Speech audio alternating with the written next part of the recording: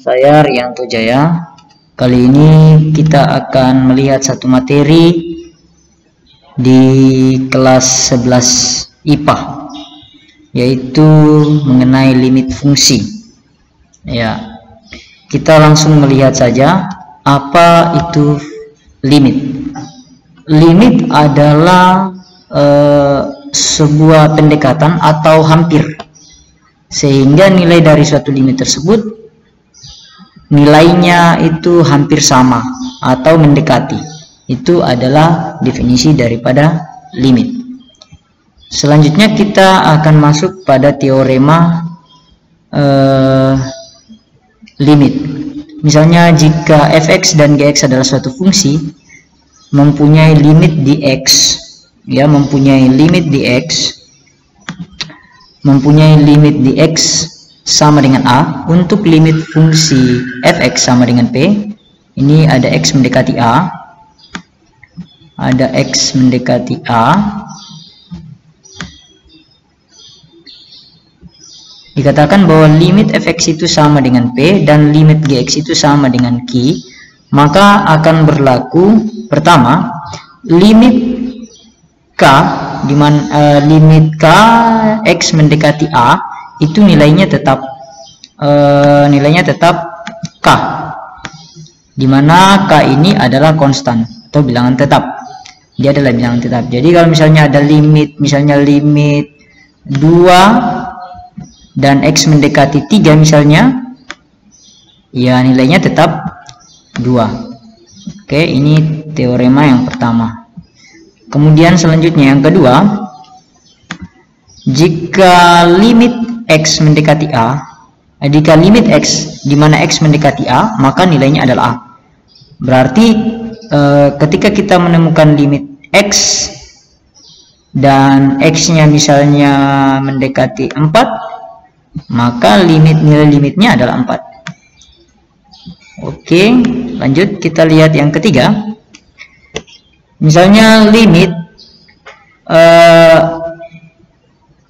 K dikali dengan fx, di mana x mendekati A, ya, limit K dikali fungsi fx. K ini adalah konstan bilangan tetap dikali dengan sebuah fungsi, dan limit x mendekati A, maka nilainya adalah K dikali limit fx x mendekati A. Nilai akhirnya adalah K adalah suatu bilangan tetap, maka tetap kita kali K, dan fx tadi kita sudah misalkan tadi di atas bahwa fx-nya itu adalah P, maka K dikali dengan P. Kemudian yang keempat, misalnya limit fungsi fx ditambah gx dan x mendekati A, maka kita bisa jabarkan seperti ini: limit fx sendiri dan limit gx sendiri, dan x mendekati A. Seperti yang sudah diberikan di atas bahwa limit fx itu sama dengan P dan limit gx itu sama dengan Q, maka kita bisa melanjutkan di sini. Hasil akhirnya adalah P, di mana P ini adalah nilai dari fx, kemudian ditambah atau dikurangi dengan Q.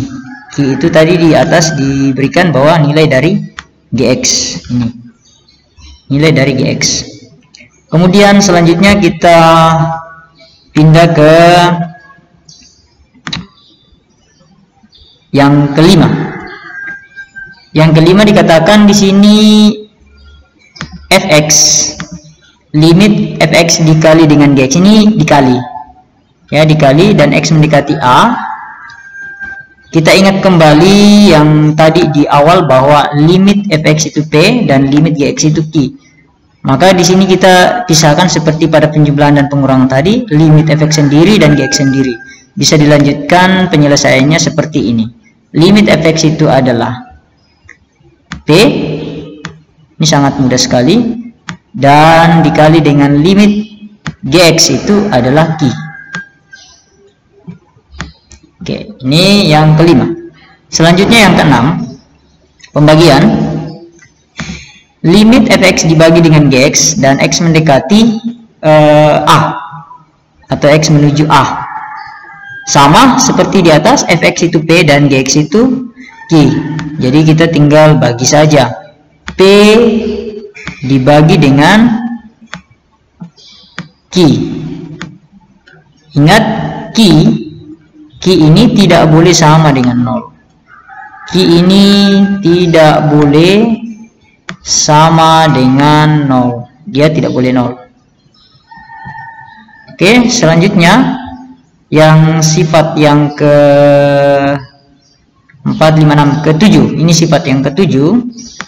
Sifat yang ke-7, limit fx suatu fungsi dipangkat dengan suatu bilangan n, x menuju a atau mendekati a, maka limit fx pangkat n itu kita ingat lagi bahwa fx itu adalah p, maka p dipangkat dengan n.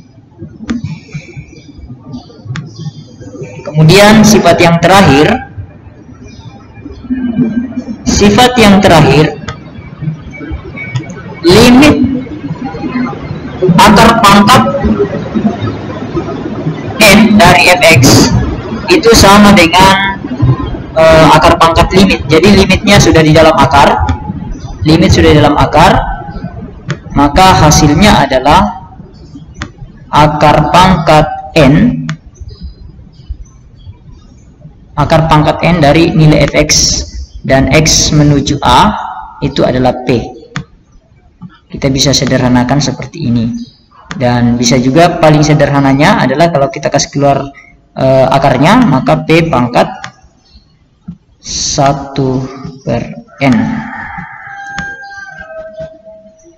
Ya, cukup sekian penjelasan saya berkaitan dengan definisi limit dan sedikit tentang teorema atau teorema limit itu sendiri.